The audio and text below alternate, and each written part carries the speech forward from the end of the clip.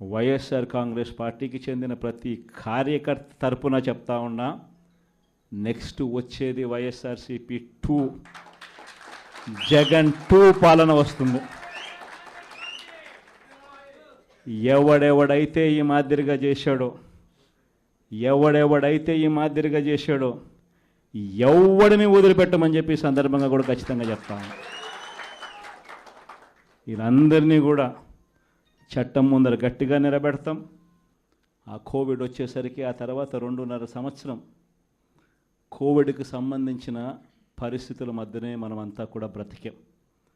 అందుకే పాలనలో ప్రతి అడుగు, ప్రతి నిమిషం, ప్రతి విషయం ఆ కోవిడ్ సమస్యలను ప్రజలకు ఎలా తోడుగా ఉండాలి అనే విధంగానే ప్రతి అడుగు పడుతూ వచ్చింది.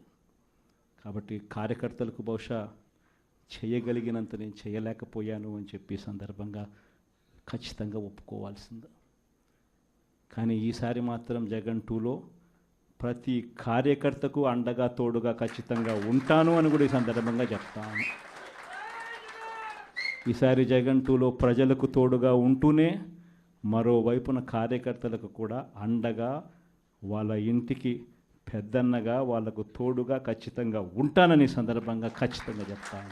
వీళ్ళు దిక్కుమాలిన పాలనలో ఏ మాదిరిగా పాలన చేస్తూ ఉన్నారో కూడా మనమంతా చూసాం. మన తిరుపతి మీ అందరికీ కనిపించుంటుంది.